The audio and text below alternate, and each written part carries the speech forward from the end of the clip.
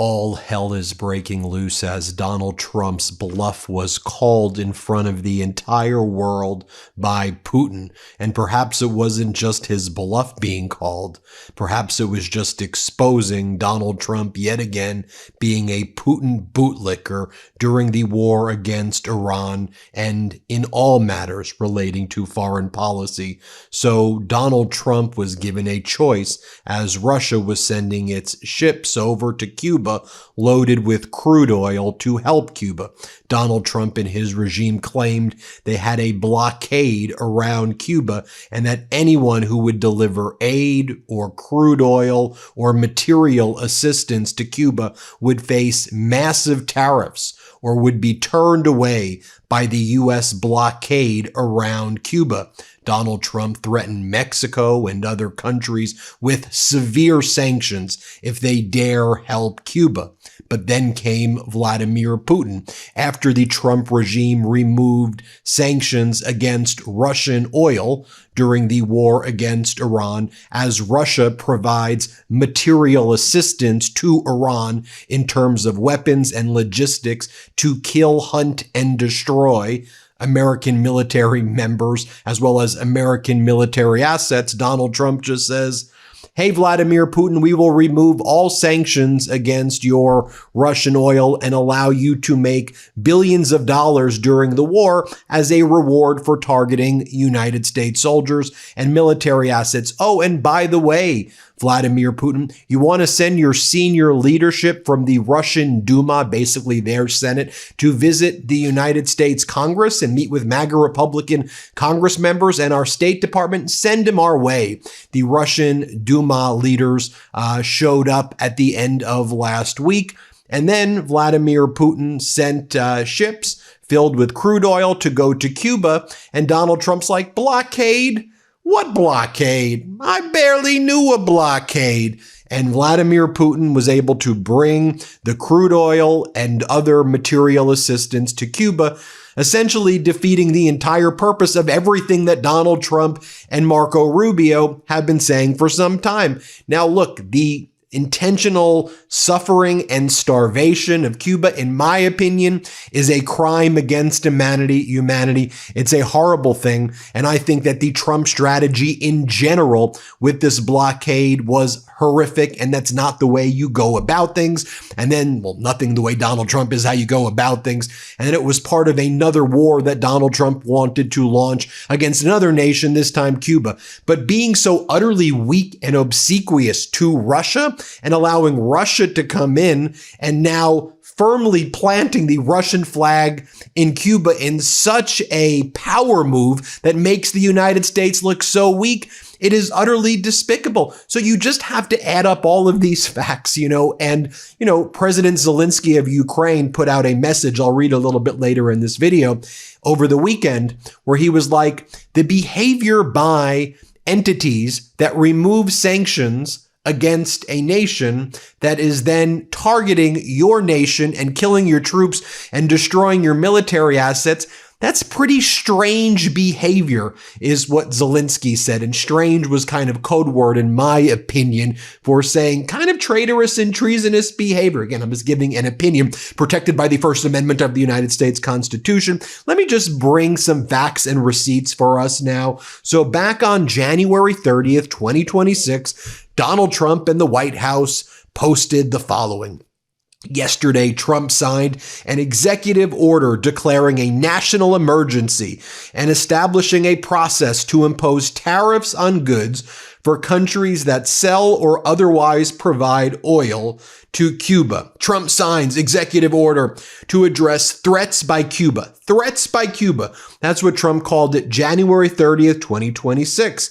As Wyatt Reed explains, in January, Trump signed Executive Order 14380, placing harsh tariffs on any country caught directly or indirectly supplying oil to Cuba. In February, when a Greek-flagged tanker tried to bring 80,000 barrels from Colombia to Cuba, the U.S. Coast Guard intercepted it, forcing the ship to sail to the Dominican Republic. In March, when the U.S. sought to stabilize oil prices after starting a war with Iran, OFAC, that's the department within the Treasury responsible for lifting sanctions or imposing sanctions, issued waivers for Russian crude. As Russian tankers approached the island, the U.S. placed Cuba on a tiny list of countries it said were still not allowed to buy Russian oil. 2 ships, which were en route, changed course purportedly under pressure. But then something happened where the ships were allowed in. And we'll go and talk about what went down. So, what we learned yesterday, U.S. to allow Russian oil tanker to reach Cuba, breaking the blockade. The tanker full of crude oil will reach its expected destination by Tuesday, providing a lifeline to the island amid intense U.S. pressure. The United States Coast Guard is allowing a Russian tanker full of crude oil to reach Cuba, delivering a critical supply of energy to the island nation after months of an effective oil blockade by the Trump regime, according to U.S. officials briefed on the matter. The New York Times writes, the tanker, which is carrying an estimated 730,000 barrels of oil, is owned by the Russian government, was less than 15 miles from Cuban territorial waters on Sunday afternoon, according to Marine Traffic, a ship data provider. At its speed of 12 knots, the ship was expected to enter Cuban waters by Sunday evening. The tanker could reach its expected destination, Matanzas, Cuba, by Tuesday. The Russian ship's arrival would shift the trajectory of a rapidly accelerating crisis in Cuba, buying the island nation at least a few weeks before its fuel reserves run out, analysts said. It would also reduce pressure on the Cuban government facing looming economic collapse and escalating threats from Washington, and show that, at least for now, an island can still depend on its longtime ally, Russia. The Trump regime had been enforcing what amounted to an oil blockade around Cuba since January, threatening nations that had been sending fuel to the country and, in one case, escorting a tanker headed toward Cuba away from the island. The Coast Guard has 2 cutters in the region that could have attempted to intercept the Russian tanker, yet the Trump regime did not order those vessels to act, according to a U.S. official briefed on the matter who spoke on the condition of anonymity to discuss operations. Barring orders instructing it otherwise, the Coast Guard planned to let the tanker reach Cuba as of Sunday afternoon, the official said. It was unclear why the White House did not issue orders to block the tanker or whether it would allow future Russian oil shipments to reach the island. The decision avoids a potential thorny confrontation with Russia just off the coast of Florida. The Coast Guard referred questions to the White House, which did not respond to a request for comment. Russian and Cuban officials also did not respond. The oil blockade has been choking Cuba, leading to daily blackouts, severe gas shortages, soaring prices, and deteriorating medical care. The policy has attracted international criticism, including from the UN, that the United States is causing a humanitarian crisis in Cuba. Also, the foreign minister of Cuba said in response to Donald Trump's threats that there could be an invasion of Cuba soon. Cuba responded by saying, we are prepared militarily as well in order to be able to fight the U.S. And we're seeing what's happening in Iran, and we're ready to go. So here's the thing. My own view that this blockade was a crime against humanity. I'm not supportive of the blockade. I think it's not the right way to approach anything that's going on in Cuba, right? I mean, we can have very strong feelings about the successors to the Castro regime and what they've done to the Cuban people, and we can listen to strongly what the Cuban people here in the United States are saying, but we should always have a foreign policy that is rooted, it's still in humanity and figuring out through diplomacy the right types of approaches. That's kind of my overall view of things, and I'm understating it, but that's my general view of things. But if you're going to do a blockade and you're going to say no one can get in and we're blocking this and this is showing the U.S. strength, right? And then Russia sends, its 2 ships and then another ship and says, all right, we're going to go and deliver this oil. And then the US is like, okay, well, we're not going to do anything. You can come on in and you can then defeat the entire purpose of everything we've been saying to every other nation. We've attacked this nation, that nation. Donald Trump said all these nations that wanted to help will go after you. It's like declaring war. Putin goes, I'm Vladimir Putin. I'm heading over to Cuba. And Donald Trump's like, welcome to Cuba, right off the shore of Florida. Why don't you come in? Now, if you also don't believe that Vladimir Putin is also helping give Cuba weapons right now, in my opinion, you are very naive. You don't think that they're bringing Shahid drones and other weapons? How do we know? How do we not know? At the end of the day, what Trump did there was, again, extra weak. I mean, as Jose Diaz-Baseño explains, 2 months after signing an executive order threatening Mexico and all these countries with tariffs, if they sent oil to Cuba, Trump says he's got no problem now at all with Russia doing so. Come on in, Russia. Happy to do it. So Donald Trump was aboard Air Force One and he was asked, there's a report that the U.S. is going to let a Russian oil tanker go to Cuba. And Trump's like, yeah, what's wrong with that? If a country wants to send some oil into Cuba, let them send some oil into Cuba.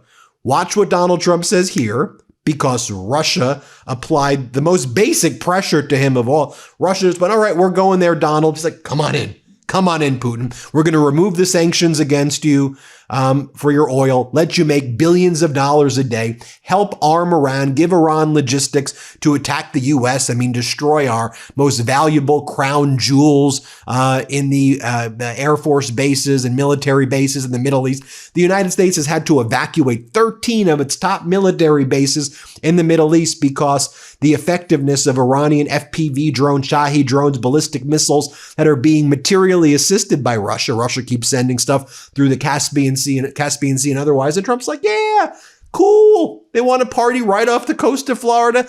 Let him in. Let him in. Here, let's play this clip of Donald Trump on Air Force One. There's a report that the U.S. is going to let a Russian oil tanker go to Cuba. Is that true? Well, we have a tanker out there. We don't mind having somebody get a boatload because they have to survive. It wouldn't bother me. That report is true as far as you know. Well, I would say, I told them, if a country wants to send some oil into Cuba right now, I have no problem with it. Do you worry that helps? Whether it's Russia or not, what? Do you worry that helps Vladimir Putin, though? Doesn't help him. If he loses one boatload of oil, that's all it is. It's fine. President. If he wants to do that, and if other countries want to do it, it doesn't bother me much. It's not going to have an impact. Cuba's finished. They have a bad regime. They have very bad and corrupt leadership. And whether or not they get a boat of oil, it's not going to matter. I'd prefer letting it in, whether it's Russia or anybody else, because the people need heat and cooling and all of the other things that you need. Go ahead. Lately, I've been trying to get my mornings together. Not perfectly, just better. Less chaos, less jittery energy, and more of that locked-in feeling that makes the day feel doable. That's where Mudwater comes in. Their original blend is a coffee alternative made with cacao, chai, turmeric, and functional mushrooms like lion's mane and reishi. You get a warm, focused boost without that wired buzz or midday crash that usually tags along with a regular cup of coffee. And if you're still craving that true taste of coffee, you're in luck, because they actually just launched a low-carb coffee made with Arabica coffee beans, L-theanine, and the same functional mushrooms you get in their other blends. It's rich, smooth, and only 45 milligrams of caffeine, so you get the flavor you love without the jitters, crash, or spiraling thoughts. So whether you're mixing up the original blend or easing into something gentler than your usual brew, Mudwater makes it ridiculously easy to start the day feeling good. And now you can grab it at Target and Sprouts nationwide, making better mornings easier than ever. Every single ingredient in Mudwater's products are 100% USDA certified organic, non-GMO, gluten-free, vegan, and kosher. There's also zero sugar and no sweeteners added. The best part about Mudwater is it provides sustained energy without the spikes and crash of traditional coffee. Ready to make the switch to cleaner energy? Head to mudwater.com and grab your starter kit today. Right now, our listeners get an exclusive deal, up to 43% off your entire order, plus free shipping and a free rechargeable frother when you use code Meidas. That's right, up to 43% off with code Meidas at MUDWTR.com. After your purchase, they'll ask how you heard about them. Please support our show and let them know MeidasTouch sent you. But let's just rewind a little bit, right? I mean, not rewinding all that far. Today is March 30th. Let me go back to March 17th, 2026, where Marco Rubio said the following about Cuba. March 17th, 2020. So basically 2 weeks ago, Rubio goes, yeah, the embargo is tied to political change. The embargo is codified in an executive order. Listen to what he said then. Play this clip. Secretary Rubio, do you support, and I know this is up to Congress, but do you support easing the trade embargo if you get more cooperation from Havana? Well, I'm not going to discuss what we would talk about or not. Suffice it to say that the embargo is tied to political change on the island. The embargo is codified. And but the bottom line is their economy doesn't work. It's a non-functional economy. It's an economy that has survived. That revolution, it's not even a revolution, that thing they have has survived on subsidies from the Soviet Union and now from Venezuela. They don't get subsidies anymore, so they're in a lot of trouble. And the people in charge, they don't know how to fix it. So they have to get new people in charge. That's what has to happen. And the relationship we have with Venezuela has been... Then we'll rewind a little bit more. I do sound effects now on these shows. To February 16, 2026, when Donald Trump says there's an embargo, no oil, there's no anything. And a reporter's like, so if a deal isn't made, would you consider an operation like the one in Venezuela? Trump's like, I ain't going to answer that. Here, play this clip. You're warning Cuba to make a deal. What does that deal look like? What do you want them to do?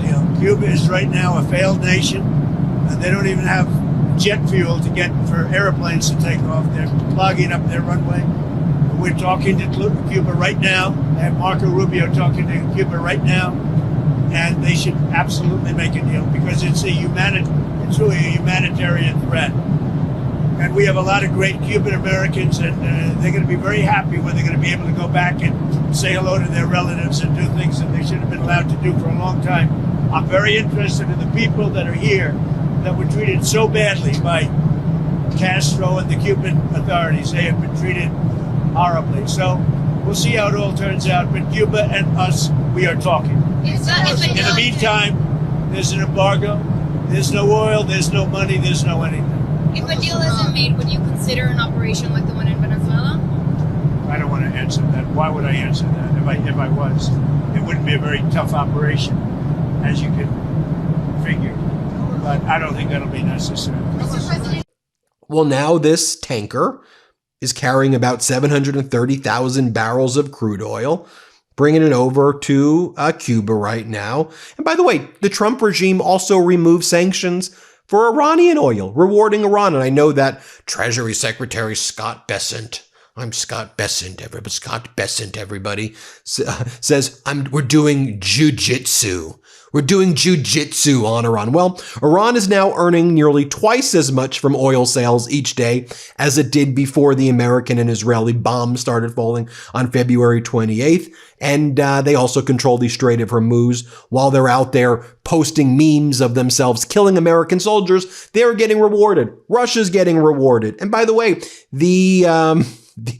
the president of Iran is like the message of the president and the people of Russia are a source of encouragement for us on these historic days. Today, thanks to the resistance of the Iranian people, past relations in the region have been transformed and new bonds are being formed. The security of East Asia will henceforth be ensured by the countries of the region. On behalf of the people of Iran, I thank the government and the people of Russia. They're just saying it. They're just saying Russia's helping us. I mean, President Zelensky of Ukraine has been showing the U.S. the images that were being used by Russia to target the Saudi Arabian Air Force Base and to target all the other the American military assets. And Zelensky's like, look, when I get my briefings here in Ukraine, we see that Russia is conducting surveillance on all of these American assets, okay? We've been trying to show Trump exactly what the Russians are looking at, because if they're conducting surveillance, they then pass that on to Iran and its proxy groups attack those targets. Everyone knows, Zelensky says, the repeated reconnaissance indicates preparations for strikes, with Russia helping Iran. How can sanctions be eased if this is what the Russians are doing? There must be pressure on the aggressor. Russia is the aggressor. Iran is working with Russia right now. Lifting sanctions is certainly not pressure. It looks strange, Zelensky says. Sanctions are being lifted while the aggressor is providing intelligence to strike facilities, including those of the countries, the United States, that are discussing or who have already lifted the sanctions against Russia. I mean, that's what Zelensky's saying, and he's right. I mean, and again, one of the other points I wanted to talk about is the Russian Duma leaders, their Senate, they were invited by Trump. They were walking around our damn Capitol building last Thursday and Friday. There's a video of them getting a tour by MAGA Republican Congresswoman Anna Polina Luna. Watch her give these Russian Duma members a tour. They took photos together and bragged about it. I mean, you can literally see the top Duma members with the MAGA Republican Congress members right here. You've got Anna Polina Luna, you've got Andy Ogles, you've got Eli Crane. I mean, look at all these Republican Congress members. And then they met with the State Department and they said, we've got massive concessions. And by the way, on Friday, freaking Friday, okay, it was a movie, Freaky Friday, on this past Friday, when Donald Trump was giving that weirdo speech at that Miami financial conference, he kept on saying, Cuba's next. I'm going after Cuba. Cuba's next. And then Russia's like, okay, Donald. Sure, Donald. Watch what Donald Trump said here. Cuba's next. Watch what he says. Here, play this clip. Strength you wouldn't have to use. I built this great military. I said, you'll never have to use it, but sometimes you have to use it. And Cuba's next, by the way, but pretend I didn't say that, please. Pretend I didn't say that. Please, media, please disregard that statement. Thank you very much. And then Russia's like, whatever. And by the way, Cuba's deputy foreign minister says the country is preparing for the possibility of military aggression. And you better believe that Russia's helping them. By the way, Russia's probably sending its special forces into Cuba right now to help train the Cubans and show the teachings of what's going on in Iran. I don't have to even see what our intelligence is. I know that's happening. It's common sense that that's what's taking place. And now that's right off the coast of Florida. I mean, this is not being reported really anywhere with the kind of moral clarity of what Zelensky's saying, which is Trump has lifted the sanctions on Russia while Russia helps Iran kill Americans and destroy American military bases. And the Russians are in Washington, D.C., meeting with the State Department and Republican Congress members when the Russians wanted to go to Cuba while Donald Trump was acting all tough and strong and saying, nobody beats our blockade. Putin's like, hey, I'm going to just go bypass your blockade. And Trump's like, okay. Oh, sounds good. Again, I don't get how anybody at all can look at this and say, oh, that's Donald Trump. You know, he's strong. Unless you love Putin. Like at the end of the day, if you're a big Putin fan or you generally root against the United States, like that's the only way you can possibly be applauding what Trump is doing because it's the most weak and pathetic thing ever. And I'm just speaking objectively. Final video. My glasses are going everywhere. Final point I want to make. I know I showed you a video of March 17th and then February, and then we went back. I'll show you a video from Marco Rubio. When was this? In the past 48 hours?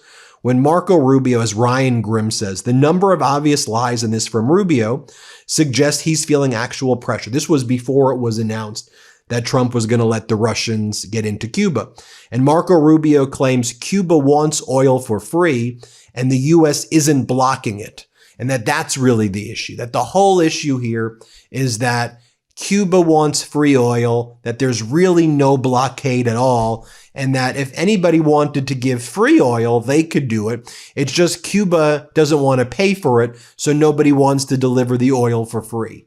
So that's what Rubio said right before Donald Trump gave the thumbs up to Putin to bring the oil in. Doesn't that make all the sense in the world? That's why I showed you the other clip of Rubio first when he was in the White House. Like, yeah, we're doing an embargo. We're going to be really strong. These people just look so damn weak and pathetic, right?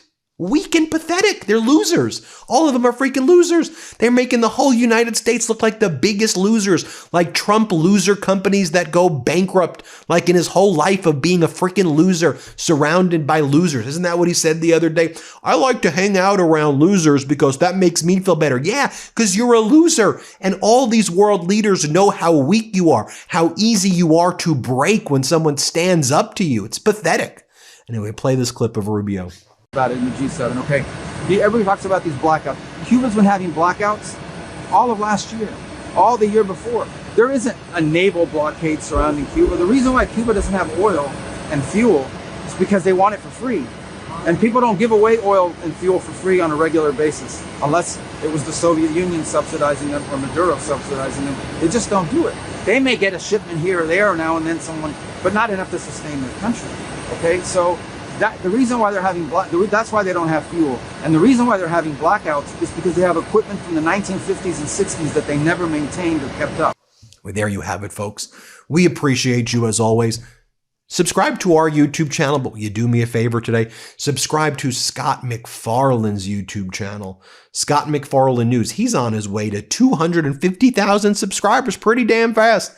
Subscribe to Scott McFarlane's YouTube channel. Thanks everybody for watching. We appreciate you. New Midas merch. Head to store.MeidasTouch.com today and get yourself the best pro-democracy gear and show your support. That's store.MeidasTouch.com.